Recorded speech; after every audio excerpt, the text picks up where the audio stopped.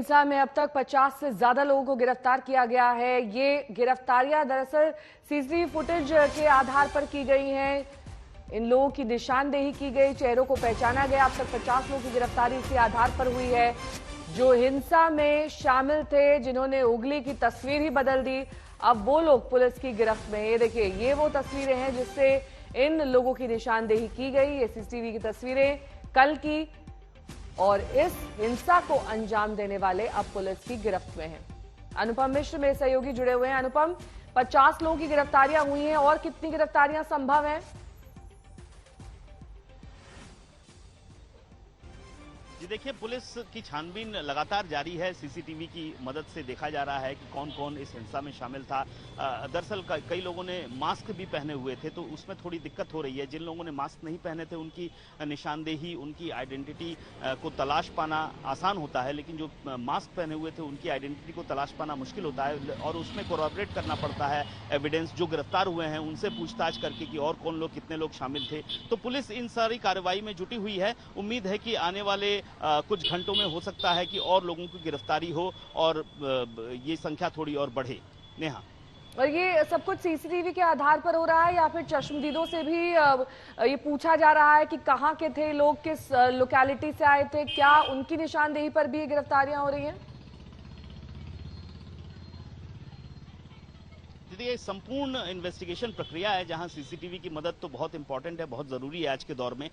उससे direct evidence वहां पे पता चलता है कि कौन लोग शामिल थे। इसके अलावा जो दूसरी थ्योरी, जो पुरानी थ्योरी है, वो पूछताछ की होती है। लोकल से पूछताछ करना, जो पकड़े गए हैं उनसे पूछताछ करना कि कौन लोग शामिल थे। जो सोर्स होते हैं, पुलिस के सूत्र होते हैं, उनसे पूछताछ करके उनसे पता लगाना कि कौन लोग इस पूरे घटनाक्रम में या हिंसा में शामिल थे। तो ये सभी मेथड्स का पुलिस पूरा का पूरा इस्तेमाल करके निकालने की कोशिश कर रही है कि और कौन लोग शामिल थे, क्योंकि बड़े पैमाने पर जब हिंसा होती है तो काफी लोग शामिल होते हैं।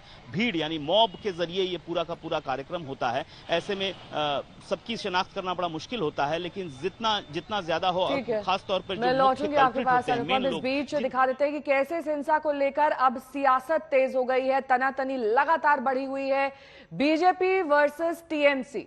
सुनिए। सिचुएशन बहुत खतरे में है और ममता बनर्जी भी फेलियर है। हम लोग चाहते हैं कि रामनवमी के शोभा यात्रा में एक के बाद एक जैसा ऊपर में अटैक हो रहा है, इसमें पूरा रिस्पॉन्सिबल ममता बनर्जी है और वो पूरा एकदम अपीसमेंट पॉलिटिक्स के लिए रमजान के जो तुष्टीकरण जो उस संप्रदाय के ऊपर हाथ दिए हैं। लेकिन जिनका वोट में सिर्फ मुसलमान का वोट में नहीं आया थर्ड टाइम के लिए मुख्यमंत्री, हिंदुओं का वोट में भी उन्होंने आए हैं। जैसे रमजान के लिए उन्होंने 2-3 बात अच्छा बोला, तो नवरात्रि भी हिंदुओं लोग करते हैं। Locket Chatterjee and Mrs. Devasri Chaudhary, they got into quarrels. Who will say much more? So first they should make a toss, finalize who will talk on behalf of party, then we can try to make answers. What they have done, this is a total jokery.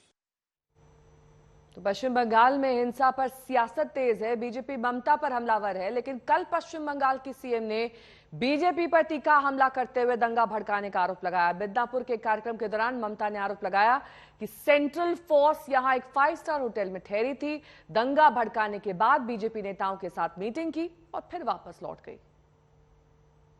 160টা central team পাঠিয়েছে, বাংলায় এসছে, 5 star হোটেলে থেকেছে, ভালো মন্দ খেয়েছে, দাঙ্গা বাঁধিয়েছে, বিজেপির ঘরে গিয়ে মিটিং করেছে, বাড়ি ফিরে গেছে। আসলেই জিজ্ঞেস করবেন 100 দিনের টাকা কোথায়, আগে দাও, তারপরে বাংলায় আসবে দাঙ্গা লাগাতে। বিজেপির আমলে দেখছি দাঙ্গাবাজি। রোজার মাস চলছে, রমজান মাস চলছে, অন্নপূর্ণা পূজা চলছে। কেন বাবু রামনবমীর মিছিল 5 দিন হবে কেন? রামনবমী যেদিন হয় সেদিন তোমরা মিছিল করো, আমাদের কারো আপত্তি নেই, কিন্তু বন্দুক নিয়ে মিছিল করবে না, বোমা নিয়ে মিছিল করবে না।